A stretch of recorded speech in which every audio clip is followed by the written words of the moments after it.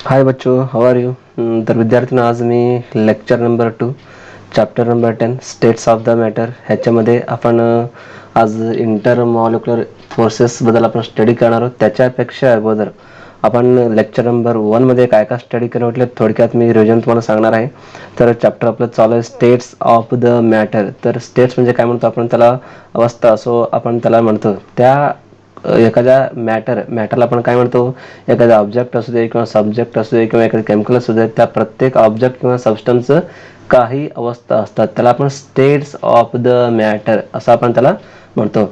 त्याच्यात आपण पहिल्यांदा लेक्चर नंबर 1 काय काय पाहिलेलं, तर कुठल्याही एखाद्या स्टेट्स मॅटर असेल तर त्या मॅटरला 3 स्टेट्समध्ये आपण त्याला पाहू शकतो. पहिला आहे आपलं सॉलिड स्टेट, सेकंड आहे लिक्विड स्टेट आणि थर्ड आहे gases state. Total states of the matter म्हणजे किती आहेत? 3 स्टेट्स ऑफ द मॅटर आहेत, सॉलिड स्टेट, लिक्विड स्टेट आणि थर्ड गॅसेस स्टेट. ओके, तर याच्यावर क्वेश्चन कसं असतं म्हणजे how many states of the matter. म्हणजे सॉलिड स्टेट म्हणजे कसं असतं, त्याच्यामध्ये असणारे जे मॉलिक्युल असतात किंवा पार्टिकल असतात ते एकमेकाने जवळ जवळ जवळ जवळ असं चिकटून बसलेलं असतात, त्याला आपण काय म्हणतो? सॉलिड स्टेट किंवा सॉलिड मॉलिक्युल्स असं आपण म्हणतो. ते जर आपण लिक्विड स्टेट जर घेतलं तर त्याच्यामध्ये असणारे जे मॉलिक्युल्स असतात किंवा पार्टिकल असतात, थोडक्यात त्याच्यामध्ये स्मॉल स्पेस असतात. हे दोन्ही मॉलिक्युल बघा, थोडक्यात तिथं स्मॉल डिफरन्स किंवा स्पेस आहे.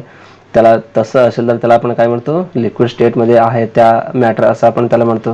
आता आपण गॅसेस मॉलिक्युल जर घेतलं, त्या गॅसेस मॉलिक्युलमध्ये कसं असतात, पूर्ण त्याच्यामध्ये असणारे जे पार्टिकल असतात किंवा ते मॉलिक्युल असतात त्याच्यामध्ये लार्ज गॅप असतात किंवा लार्ज स्पेसेस त्याच्यामध्ये असतात, त्याला आपण काय म्हणतो? गॅसेस स्टेट मॉलिक्युल्स असं आपण त्याला म्हणतो. ओके, त्याच्यानंतर आपण काय बघितलं होतं, तर distinguish point between the solid state, liquid state and the gases molecule हे आपण त्याच्यामध्ये पाहिलेलं होतं. तर पहिल्या आपण काय पाहिलं होतं? मायक्रोस्कोपिक यूज पाहिलं होतं.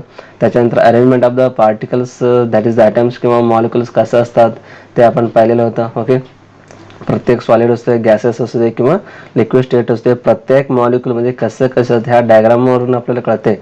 म्हणजे सॉलिड असेल तर particles are tightly held together and have the irregular arrangement. तेच जर लिक्विडसाठी घेतलं तर पार्टिकल्स आर लूजली पॅक्ड असतात, त्याच्यामध्ये irregular arrangement of the particle असतात. आणि त्याचप्रमाणे गॅसेस जरी घेतलं त्याच्यामध्ये more loosely packed highly irregular arrangement त्या मॉलिक्युलमध्ये असतात. हे सगळं आपण स्टडी केलेलं आहे. त्याच्यानंतर ते झाल्यानंतर पुढे आपण मोमेंट ऑफ द पार्टिकल्स रिलेटेडचं प्रॉपर्टी पाहिलेलं आहे. त्याच्यानंतर शेप ऑफ द व्हॉल्यूम हे सुद्धा आपण पाहिलेलं आहे. त्याच्यानंतर इंटरमॉलिक्युलर फोर्सेस त्याच्याबद्दल आपण स्टडी केलेले आहेत. त्याच्यानंतर 6.6 इफेक्ट ऑफ द टेम्परेचर हे सुद्धा आपण पाहिलेलं आहे. त्याच्यानंतर कॉम्प्रेशन किंवा एक्सपान्शन एवढं सगळं प्रॉपर्टी आपण सॉलिडसाठी, लिक्विडसाठी आणि गॅसेससाठी हे सगळं आपण पाहिलेले आहेत. ओके, हे सगळं आम्ही लेक्चर नंबर 1 मध्ये सगळं आपण पाहिलेलं होतं. ओके, तर आजच्या क्लासमध्ये आपण लेक्चर नंबर 2 आज मी घेणार आहे. त्या क्लासमध्ये मी काय तुम्हाला सांगणार आहे म्हणजे इंटरमॉलिक्युलर फोर्स, इंटरमॉलिक्युलर इंटरॅक्शन किंवा इंटरमॉलिक्युलर फोर्सेस असं आपण त्याला म्हणतो. इंटरमॉलिक्युलर इंटरॅक्शन किंवा इंटरमॉलिक्युलर फोर्स कुठलाही एखादा मॅटर असेल तर किंवा एखादी वस्तू असेल तर त्या प्रत्येक मॅटरमध्ये इंटरमॉलिक्युलर फोर्स ऑफ अट्रॅक्शन असतात, हे तुम्हाला माहिती आहे. Okay, this intermolecular forces are the attractive forces as well as the repulsive forces असतात. त्याच्यावर सांगायचं म्हटलं तर these are the attractive forces असतात. Okay, these are the attractive forces असतात. अट्रॅक्टिव्ह फोर्सेस किंवा त्यालाच आपण काय म्हणतो? रिपल्सिव्ह फोर्स सुद्धा त्याला आपण म्हणतो. रिपल्सिव्ह फोर्स असं सुद्धा त्याला आपण म्हणतो. रिपल्सिव्ह फोर्सेस असं सुद्धा आपण म्हणतो, कारण प्रत्येक मॉलिक्युल असेल तर त्या मॉलिक्युल अट्रॅक्टिव्ह फोर्स असतात किंवा रिपल्सिव्ह फोर्स दोन्हीपैकी एक तिथं असला पाहिजे. त्याच्यानंतर सेकंड तुम्हाला सांगायचं म्हटलं तर these are the strong in the solids. जर आपण सॉलिड मॉलिक्युल जर घेतलं तर त्या सॉलिड मॉलिक्युलमध्ये कसं intermolecular forces are the strongest in the solid molecular. त्याचप्रमाणे आपण जर लिक्विड त्याचप्रमाणे आम्ही जर लिक्विडचं घेतलं तर लिक्विडमध्ये कसं असतात म्हणजे they are the less strong असतात. Less strong force of or intermolecular attraction because in the liquid स्टेटमध्ये काय असतात म्हणजे मॉलिक्युल थोडं लांब असतात म्हणजे त्याच्यावर असणारे जे गॅप असतात ते थोडंसं तिथं गॅप असतात त्यामुळे तिथं काय असते liquids are the less strong. त्याच्यानंतर पण गॅसेस जर घेतलं त्या गॅसेसमध्ये कसं असतात म्हणजे in the gases the intermolecular attraction is the very weak. तर गॅसेस मॉलिक्युल आपण घेतलं in the gases there is a weak there is a weak intermolecular force of attraction or the weak repulsive force of attraction. ह्याचप्रमाणे प्रत्येक solid असू दे किंवा liquid असू दे किंवा gases मॉलिक्युलमध्ये त्या प्रमाणात तिथं त्याच्यामध्ये काय असतात इंटरमॉलिक्युलर फोर्स असतात. त्याचप्रमाणे तिसरा पॉईंट जर आपण बघितलं तर the physical property of the matter such as the melting point असू दे किंवा बॉइलिंग पॉईंट असू दे किंवा हायपर प्रेशर असू दे किंवा विस्कोसिटी असू दे किंवा इव्हॅपोरेशन असू दे surface tension solubility they can be studied with respect to the strength of the attractive force between the molecules. Study of the all physical property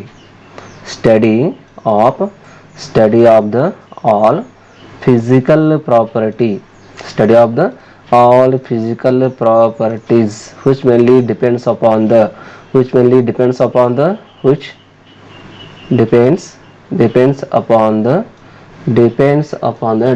कशावर आहेत म्हणजे attractive forces between the molecules. Attractive forces between the molecules.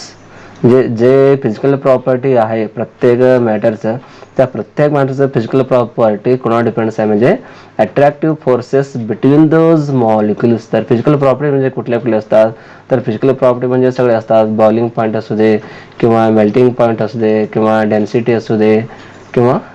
असू दे त्याच्यानंतर कुठल्या ते अजून vapour pressure आहे viscosity आहे PP विस्कोसिटी आहे त्याच्या वेपर प्रेशर आहे त्याच्यानंतर विस्कोसिटी ते आहे त्याच्यानंतर अजून कुठल्यातले आपलं सरफेस टेन्शन आहे सॉलिबिलिटी आहे सरफेस टेन्शन आहे त्याच्यानंतर सॉलिबिलिटी आहे. हे सगळं काय आहे तर प्रत्येक मॅटरचं एक फिजिकल प्रॉपर्टी. हा प्रत्येक फिजिकल प्रॉपर्टी कशावर डिपेंड असतात म्हणजे attractive force between the molecules ह्याच्यावर ते सगळं डिपेंडंट असतात. कारण प्रत्येक मॉलिक्युल आता समजा एक सॉलिड मॉलिक्युल घ्या त्या सॉलिड मॉलिक्युलचं काय पाहू शकतो आपण मेल्टिंग पॉईंट पाहू शकतो. त्या मेल्टिंग पॉईंट कशावरती डिपेंड आहे म्हणजे attractive forces between those molecule. आता समजा तुम्ही जर शुगर घेतलं त्या शुगरमध्ये अट्रॅक्टिव्ह फोर्सेस कसं असतात आपण कशावर सांगू शकतो म्हणजे depends upon the intermolecular forces of the interaction. Okay समजा तुम्हाला इंटरमॉलिक्युलर इंटरॅक्शन म्हणजे काय these are the attractive forces or the repulsive forces in the each matter or in the each states of the matter. They are different. For example, if you take the solid then there is a strong intermolecular interaction is there. If you take the liquid molecule then there is a less strong it. If you take the gases there is a weak attraction or a weak intermolecular forces. Then study of all physical property depends upon the which points attractive forces between those molecules or between that molecules. Okay आता आपण पुढे जाऊया त्याच्यानंतर आपण काय पाहणार म्हणजे types of the intermolecular interaction. हे आपण आता पाहूया टाइप्स ऑफ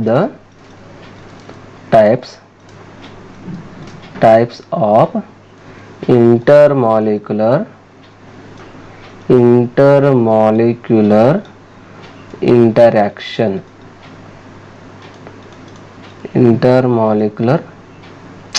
सॉरी विद्यार्थ्यांना इथं थोडंसं चुकलं एकच मिनिट मी तुम्हाला सांगतो. Types of the intermolecular interaction. Okay म्हणजे मॉलिक्युलमध्ये depends upon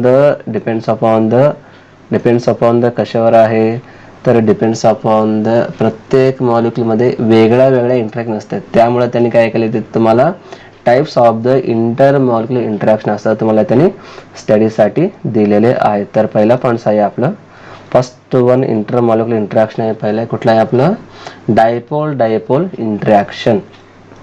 dipole dipole dipole dipole interaction, dipole dipole interaction.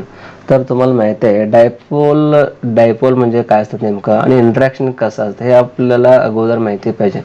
ते जर माहिती नाही झालं तर आपण ह्याच्यामध्ये काही स्टडी करू शकत नाही. तर पहिल्यांदा आपल्याला काय माहिती पाहिजे म्हणजे डायपोल म्हणजे काय हे आपल्याला अगोदर माहिती पाहिजे विद्यार्थ्यांना. डायपोल म्हणजे कधी म्हणतो आपण, dipole means that the molecule has the two poles, the molecule has the molecule the molecule has the two poles. Two poles म्हणजे कधी म्हणतो, those molecule having the two poles. आता टू पोल्स म्हणजे कुठलं, एक तर पॉझिटिव्ह असलं पाहिजे किंवा एक तर नेगेटिव्ह असलं पाहिजे. कुठल्याही एखाद्या मॉलिक्यूलमध्ये दोन पोल्स जर असेल तर त्या मॉलिक्यूल आपण काय म्हणू शकतो, डायपोल मॉलिक्यूल असं आपण त्याला म्हणतो. ओके, इथं तुम्हाला काय दिलं स्टडीसाठी, तर डायपोल डायपोल इंटरॅक्शन असं तुम्हाला दिलेत. म्हणजे डायपोल म्हणजे काय molecules has the two poles, त्या मॉलिक्यूलमध्ये दोन पोल्स असलं पाहिजे. म्हणजे नेमकं आपण काय, फॉर एक्झाम्पल जर आपण घेतलं तर एक्झाम्पल तुम्हाला HCl एक्झाम्पल घ्या. HCl हा एक एक्झाम्पल घ्या. त्या एक्झाम्पल तुम्हाला कळून जाईल की HCl मध्ये आपण दोन पोल पाहू शकतो. कसं म्हणजे HCl जर आपण असं असतात H सिंगल बॉन्ड Cl, तर Cl वरती कुठला चार्ज असतात, नेगेटिव्ह चार्ज असतात. आणि हायड्रोजन कुठला चार्ज असतात, पॉझिटिव्ह चार्ज असतात. आणि हा पॉझिटिव्ह आणि नेगेटिव्ह चार्जला आपण काय म्हणतो, तर टू पोल्स, ह्याला आपण काय म्हणतो, पोल्स असं म्हणतो. हा एक मॉलिक्यूल आहे HCl, त्या मॉलिक्यूलमध्ये सध्या दोन पोल्स तुम्हाला दिसत आहेत. म्हणजे इथं डायपोल डायपोल इंटरॅक्शन म्हणजे काय, आता the interaction between the dipole molecules, it is known as the dipole interaction. आता डेफिनेशन काय लिहितो किंवा काय सांगू शकतो ह्याच्यावर आपण, interaction between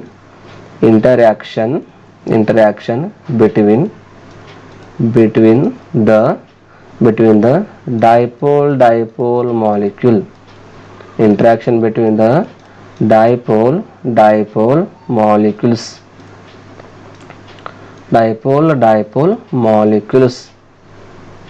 it is known as the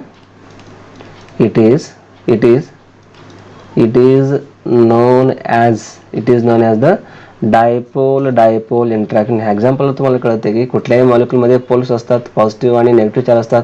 त्या मॉलिक्यूल मध्ये असणारे इंटरॅक्शन जे काय असतात त्यालाच आपण काय म्हणतो, डायपोल इंटरॅक्शन असं म्हणतो. तर ह्याच्यावर आपलं अजून एक पॉईंट्स काय कळते, ते म्हणजे कुठलं, तर the polarities observed in the compounds containing the dissimilar atoms. ह्याच्या डिससिमिलर ॲटम्स कुठलं, तर एक आहे हायड्रोजन आहे आपलं आणि दुसरं कुठलं आहे, क्लोरीन आहे.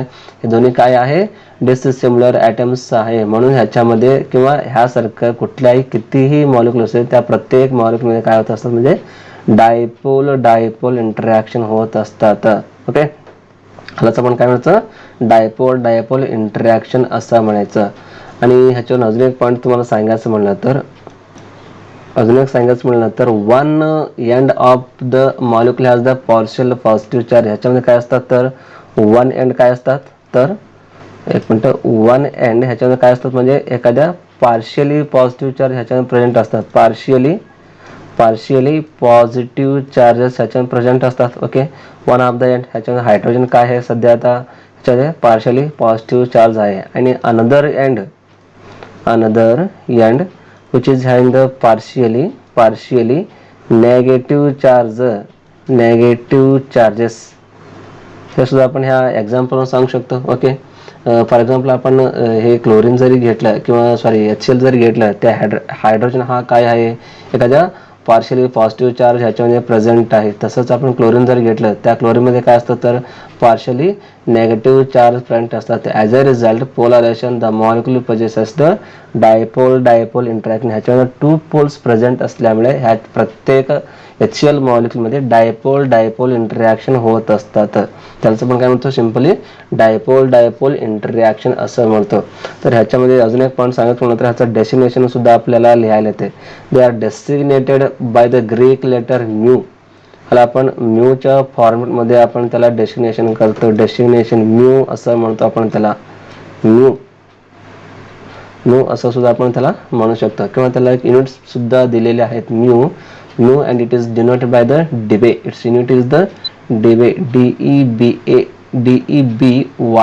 डिबे, किंवा त्याला आपण कॅपिटल डीच्या फॉर्ममध्ये सुद्धा लिहू शकतो. हे डिबे किंवा म्यू काय त्याचं युनिट आहे. ओके, आता HCl तुम्ही पाहिलेलं एक्झाम्पल. ओके, एक्झाम्पल आपल्याला कळते की दोन पोल्स आहेत, त्या दोन पोल्सवरून आपल्याला डायपोल इंटरॅक्शन आपल्याला सांगता येते.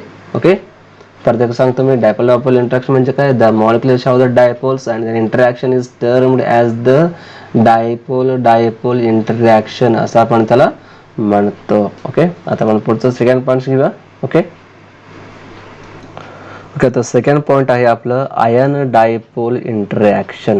म्हणजे आयन डायपोल इंटरॅक्शन ह्या हेडिंगमध्ये तुम्हाला कळते की आयन्स आणि जे डायपोल मॉलिक्युल असतात त्या मॉलिक्युलमध्ये असणारे इंटरॅक्शनला आपण काय म्हणत असतो, आयन डायपोल इंटरॅक्शन असं म्हणतो. डेफिनेशन सुद्धा तेच आहे. तर डेफिनेशन तुम्ही पाहू शकता, the interaction between the ions and the polar molecule. ज्या मॉलिक्युलमध्ये आयन्स आहेत त्या मॉलिक्युल आणि त्या मॉलिक्युलमध्ये पोलॅरिटी आहे, किंवा त्या मॉलिक्युलमध्ये पॉझिटिव्ह आणि निगेटिव्ह चार्जेस आहेत, त्या मॉलिक्युलमध्ये असणाऱ्या इंटरॅक्शनला आपण काय म्हणत असतो, तर आयन डायपोल इंटरॅक्शन असं आपण त्याला म्हणतो. फॉर एक्झाम्पल जर घेतलं आपण, the interaction between the sodium ion and the water molecule, these two molecule can shows the or can see in the ion dipole interaction. त्या दोन्ही मॉलिक्युलमध्ये आयन सोडियम आयन आणि वॉटर मॉलिक्युलमध्ये इंटरॅक्शन खूप छान आहे. ते कसं आहे इथं तुम्हाला डायग्राम काढून दाखवतो, ते तुम्ही पाहू शकता. तर डायग्राम बघा इथं कसं आहे. तर सेंटरला सोडियम मॉलिक्युल आहे. Okay,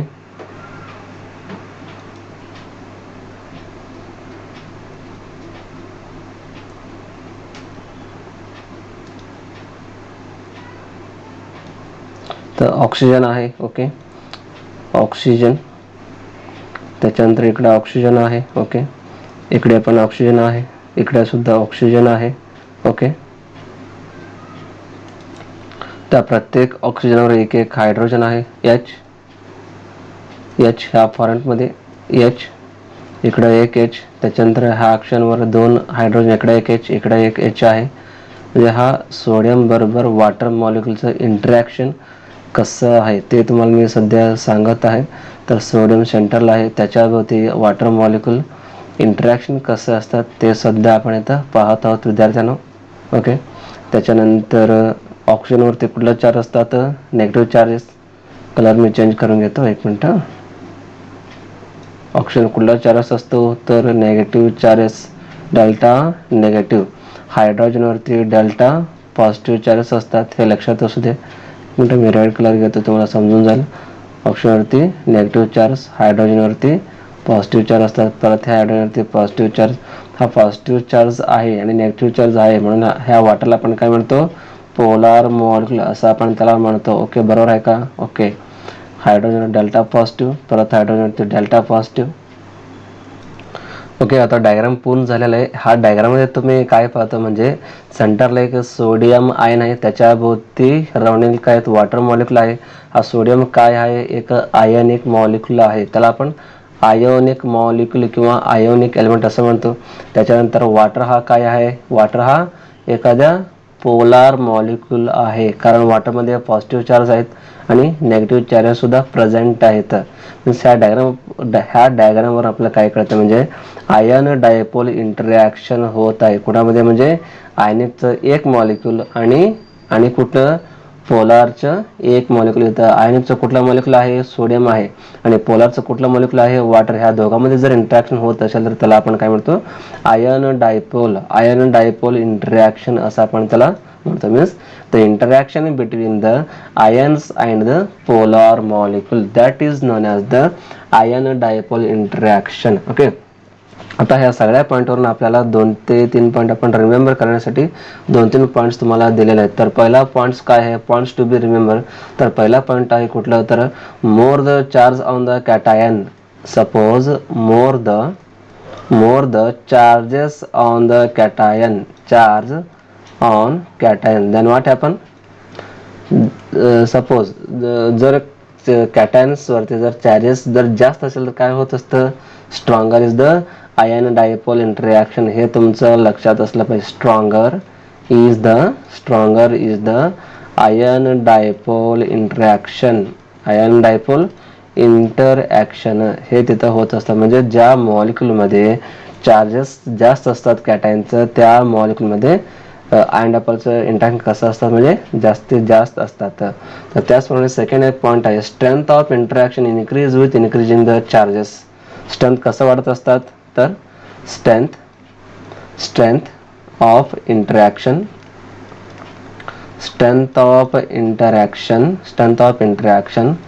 increase with strength of interaction increase with increase in the charges. Strength of increase with increase in charges on the cations. Charges on cation. जसं जसं आपण कॅटॅन्स वरती चार्जेस आहेत तर जसं जसं ते वाढत असतात त्याच्यानंतर त्याच्यामध्ये असणारे जे इंटरॅक्शन कसं असतात म्हणजे वाढत जात असते. Okay, this two are the points to be remember. Okay, लक्षात ठेवा विद्यार्थ्यांनो. ओके, आता आपण पुढं थर्ड घेऊया. थर्ड आहे आपलं आयन इंड्युस्ड डायपोल इंटरॅक्शन. पुढचं आपण घेऊया. ओके ओके, तिसरा पॉईंट आहे आपलं dipole induced dipole interaction. Okay, तर तुम्हाला ह्या हेडिंगवरून तुम्हाला समजेल की डायपोल इंड्युस्ड डायपोल इंटरॅक्शन. तर तुम्हाला माहिती आहे डायपोल्स म्हणजे ज्या मॉलिक्यूलमध्ये दोन पोल्स असतात, पॉझिटिव्ह आणि नेगेटिव्ह चार्जेस असतात, त्याला आपण पोलार मॉलिक्यूल म्हणतो. त्याच्यानंतर इंड्युस्ड डायपोल इंटरॅक्शन ते काय आहे ह्या डेफिनेशनमध्ये तुम्हाला दिलं आहे. ते डेफिनेशन तुम्ही पहा. when the polar molecules like the water or ammonia, these are the polar molecule because they having the two poles positive and negative charges, and the non-polar molecules approach each other, the polar molecule induces dipole in the non-polar molecules. बघा इथं काय दिलं तुम्हाला, when the polar molecule and non polar molecule approach with each other. ज्यावेळी polar molecule आणि non polar molecule दोन्ही एकमेकांनी reaction करतात किंवा अप्रोच दोन्ही करत असतात त्यावेळी काय होते, जे पोलार मॉलिक्यूल असतात ते काय करतं तर नॉन पोलार मॉलिक्यूलमध्ये पोलॅरिटी इंड्यूस करत असतात किंवा त्या नॉन पोलार मॉलिक्यूलमध्ये पोलॅरिटी इंड्यूस करत असतात. त्याला आपण काय म्हणतो, dipole induced dipole interaction. Dipole induced dipole interaction असं आपण त्याला म्हणतो. फॉर एक्झाम्पल अमोनिया आणि बेंझिन जर घेतलं तर अमोनिया काय आहे, हा डायपोलॅरिटी मॉलिक्यूल आहे आणि बेंझिन काय आहे, हा नॉन पोलार मॉलिक्यूल आहे. ह्या बेंझिनमध्ये कुठल्याही पोलॅरिटी पॉझिटिव्ह किंवा नेगेटिव्ह चार्जेस नसतात, म्हणजे त्याच्यामध्ये ॲब्सेंट असतात. त्याला आपण काय म्हणतो, नॉन पोलार मॉलिक्यूल म्हणतो. आणि अमोनिया जर घेतलं तर अमोनियामध्ये काय असतं तर पोल्स असतात, एक तर पॉझिटिव्ह पोल आणि एक तर नेगेटिव्ह पोल्स असतात. ज्यावेळी अमोनिया आणि बेंझिन दोन्ही रिॲक्ट होतात त्याच्याने पोल्स कसं तयार होते ते सगळं मी आता तुम्हाला दाखवतो, ते बघा व्यवस्थित तुम्ही. ओके, तर अमोनिया काय आहे, हा पोलार मॉलिक्यूल आहे. ओके, तर अमोनिया जर आपण घेतलं तर अमोनिया कसं असतात म्हणजे HN, त्याच्यानंतर H, इकडं बॉटमला एक H असतात आणि अमोनियावरती 2 इलेक्ट्रॉन असतात. हे तुम्हाला माहिती आहे. ओके ओके, त्याच्यानंतर प्लस. आता कोणावर रिॲक्ट करायचं, हा बेंझिन बरोबर रिॲक्ट करायचं. बेंझिन म्हणजे कसं असतात म्हणजे C6H6 ह्या फॉर्मॅटमध्ये असतात. आता ह्या पोलार मॉलिक्यूल आहे. ओके, हा कुठला आहे, हा अमोनिया कुठला आहे, आपलं पोलार मॉलिक्यूल आहे. आणि हा कुठला आहे, non polar molecule. Non polar म्हटलं कोण, बेंझिन. तर ह्या दोघांचं जर रिॲक्ट झालं तर आपण ह्या अमोनिया जर घेतलं तर अमोनियामध्ये कुठले असतात तर ह्या 2 इलेक्ट्रॉन असतात, म्हणजे ह्याच्यामध्ये काय असतात आता नेगेटिव्ह चार्ज असतात. हायड्रोजन हा कसे असतात तर पॉझिटिव्ह फॉर्मॅटमध्ये असतात आणि परत हा हायड्रोजन कसे असतात म्हणजे पॉझिटिव्ह फॉर्मॅटमध्ये असतात आणि हा हायड्रोजन सुद्धा पॉझिटिव्ह फॉर्मॅटमध्ये. म्हणजे इथं पॉझिटिव्ह आणि नेगेटिव्ह सगळे म्हणजे दोन्ही पोल्स ह्याच्यामध्ये प्रेझेंट आहे, म्हणून ह्याला आपण काय म्हणतो, पोलार मॉलिक्यूल. अमोनिया हा कसा आहे, पोलार मॉलिक्यूल आहे आणि बेंझिन कसा हा नॉन पोलार मॉलिक्यूल आहे. ओके, हे दोन्ही जर रिॲक्ट झालं तर हे दोन्ही रिॲक्टंट झालं म्हणजे इथं काय करत असतात म्हणजे जे पोलार मॉलिक्यूल आहे अमोनिया, हा जर नॉन पोलार मॉलिक्यूल रिॲक्ट झाला तर त्याच्या फॉर्मेशन जे प्रोडक्ट होणार आहे त्या मॉलिक्यूलमध्ये काय होत असतं म्हणजे पोलॅरिटी क्रिएट झालेले असतात. तर पोलॅरिटी कसं क्रिएट झालेले असतात म्हणजे ह्या फॉर्मेटमध्ये H3N NS3 किंवा S3N असं लिहिलं तरी चालेल. हा N कसं असतात म्हणजे नेगेटिव्ह चार्जेस, हा S3 कसं असतात पॉझिटिव्ह फॉर्मेटमध्ये, आणि ह्याच्यामध्ये डॉट डॉट लाईन दाखवायचा. हा डॉट डॉट लाईन म्हणजे काय, polar molecule induces the polarity in the non polar molecule benzene. त्यामुळे ते इथं डॉट डॉट लाईन आपल्याला दाखवावं लागते. पुढे आता बेन्झीन दाखवायचं C6H6. तर बेन्झीनवरती कसं येणार, आता इथं नेगेटिव्ह चार्ज आहे म्हटलं तर कार्बनवरती कुठला चार्ज येणार, आता पॉझिटिव्ह चार्ज येणार, आणि हायड्रोजनवरती कुठला चार्ज येणार तर डेल्टा नेगेटिव्ह चार्जेस येणार. म्हणजे ह्या मॉलिक्यूल काय झालं तर non polar molecular with induced dipole, non polar molecule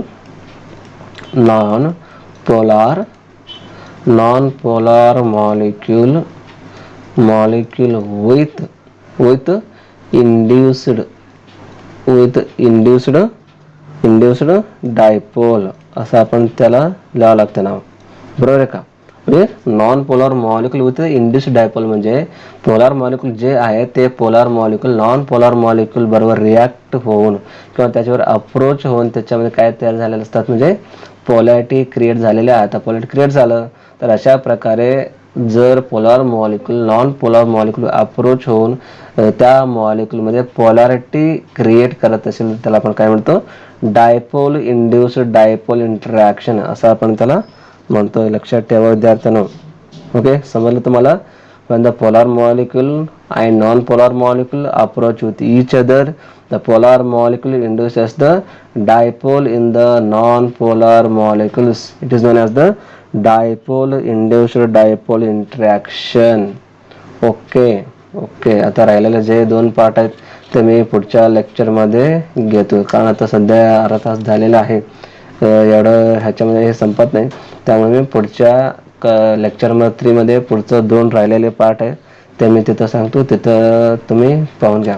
त्याच्यानंतर ह्याचं जर तुम्हाला नोट्स वगैरे पाहिजे तर माझा टेलिग्राम ग्रुप आहे, त्या टेलिग्रामचं लिंक खाली डिस्क्रिप्शनमध्ये आहे व्हिडिओचं. तिथं जाऊन तुम्ही टेलिग्राम ग्रुपवरती सुद्धा जॉईन होऊ शकतो विद्यार्थ्यांनो. तिथून तुम्ही PDF फॉर्मॅटमध्ये तुम्हाला सगळ्या नोट्स मिळून जाईल, तिथून तुम्ही डाउनलोड करून घेऊ शकता. तर पुढच्या क्लासमध्ये मी तुम्हाला भेटतो. धन्यवाद. ओके.